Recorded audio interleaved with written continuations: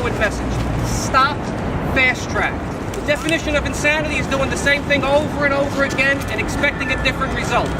Well, free trade and fast track deals over the last 25 years have cost this country well over 1 million jobs.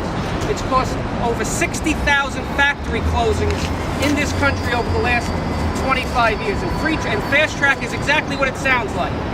It's passed through Congress without any oversight, transparency, or accountability. It's an up or down vote so that all members of Congress can't add amendments. They can't look and talk to specific issues, labor protections, environmental protections. And at this time in our country's history, where we have the greatest gap in income inequality in our history, we're talking about losing tens of thousands, if not hundreds of thousands of more jobs over the next 10 to 15 to 20 years as a result of this fast track. Fast track expired in 2007 for new agreements and for good reason. Trade policies adopted under fast track have cost the United States more than 1 million jobs and contributed to the shuttering of more than 60,000 factories. As a result, in fact, if the Trans-Pacific Partnership Agreement passed, some estimates show the United States losing more than 130,000 jobs to 2 of the 12 countries alone, Japan and Vietnam. The U.S. median wage will fall as a result of the TPP, as 9 of the countries have wage levels much lower than ours. Unfortunately, labor groups and the public at large have been locked out of the negotiation process. Let me just say this.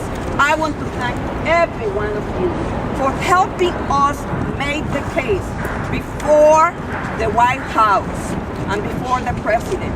When I go to Washington, to me, the most fundamental, most important duty that I have is to vote on behalf of the community that I represent. In good conscience, I cannot go to Washington and cast my vote giving trade authority to the president, and for that matter, any president who sits on the White House. For the last 20 years in America, wages have declined. This is not the time to allow for jobs to be shipped overseas. This is the time to protect workers in America, and we owe that to the many hard-working men and women in our country who lost their jobs thanks to NAFTA. I will cast a vote against any fast track, and that is the right thing to do at this time when the economy continues to struggle. Thank you. I want to join Nydia in saying to you, thank you. Thank you for always keeping us informed, for letting us know what the issues are, for letting us know what the fight is. Now, Hakeem Jeffries, who's here, Congressman, is a newer member of Congress, although he's made a mark already as one of the great members of Congress. But Nydia and I have voted consistently over and over and over against these trade agreements and against fast track. And we will do it again. I will vote no on this issue the same way I voted no in the past. And I tell you something, we always gather to talk about ourselves, and that's important. But we've always been sold a bad idea. We've been told that if we don't go for these agreements, if we don't go for fast track, we're hurting people in other countries. We don't want to do that. We want people in other countries to do better, the poor to do better. But that's not the case. Not a single trade agreement has shown that anybody in another country has had a better wage, a better standard of living, a better environmental situation. Not at all. So we hurt ourselves, we lose jobs in this country, and we don't help anyone overseas. I did not get elected to Congress 25 years ago. I did not get elected to public office 41 years ago. I just showed off that I did it. 16 in the state assembly and 25 in Congress. I didn't get elected to hurt the American public. I didn't get elected to hurt union members. I was a former union member myself, as we were discussing with the teachers union. I was a paraprofessional. I brag about the fact that I'm the only paraprofessional who went on to Congress. So I understand what organized labor means.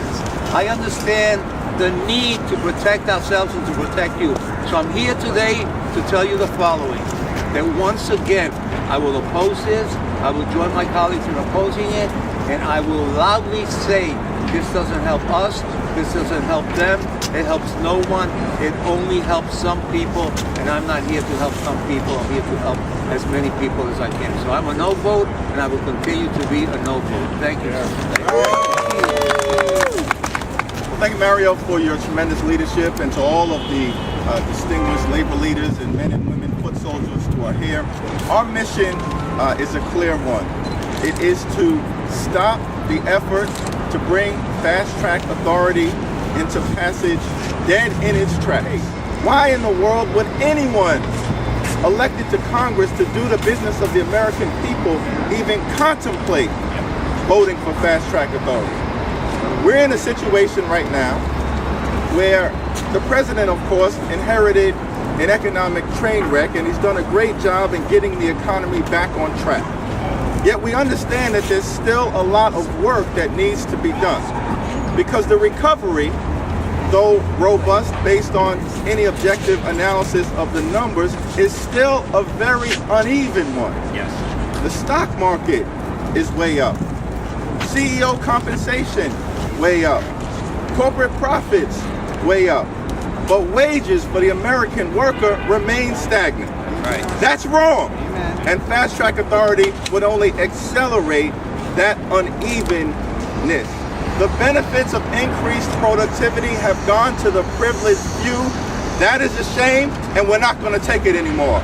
And the first step, of course, is to stop fast-track authority.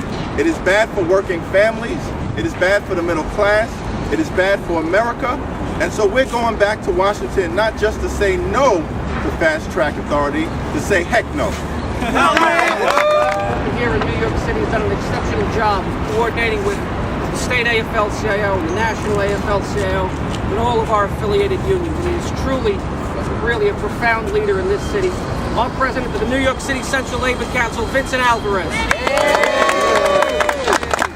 Thank you, Mario, and thank you to our elected officials and to the leaders and the members who are out here today. You know, when we look at this issue, when we look at the crisis of income inequality and the two major causes that point right in the face of each and every one of us here in America today and all of our elected officials is the lack of good jobs and declining wages.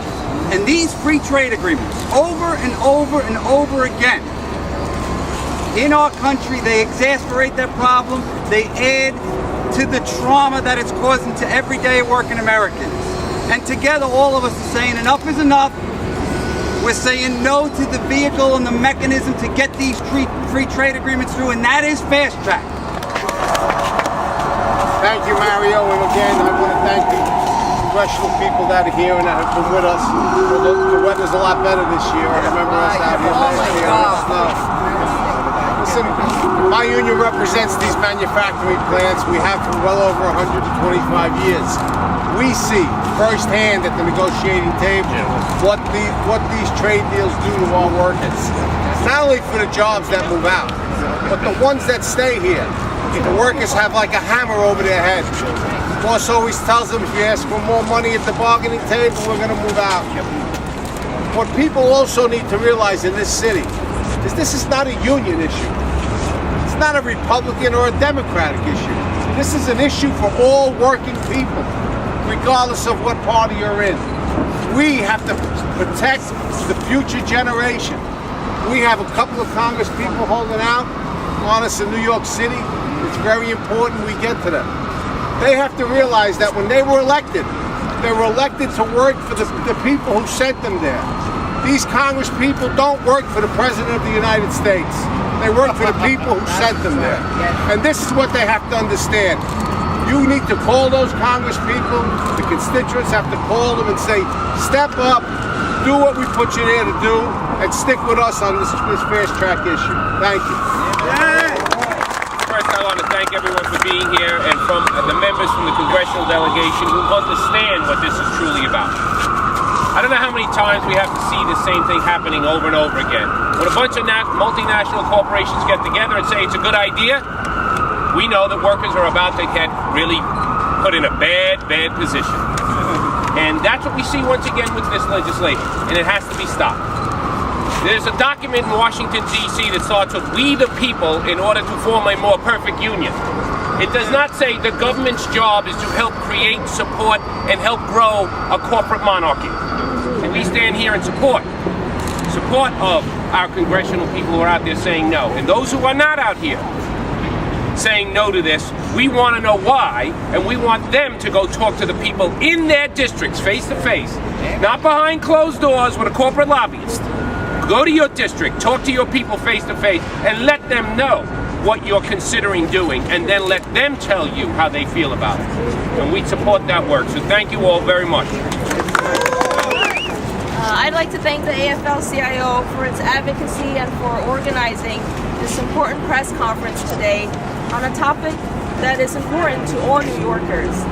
Thank you to Mario, Ryan, and all our friends in labor for joining us here today, and Michael. It's really important that we stand here today, and I'm proud to be here with my colleagues, to get the word out to New Yorkers about the TPP and the process by which approval of this trade deal will be sought. Although a question of process may seem arcane, it's crucial to the job security and prosperity of New Yorkers and to the well-being of our environment. Congress must be allowed to influence and scrutinize elements of massive trade deals that would fundamentally alter the nature of global commerce.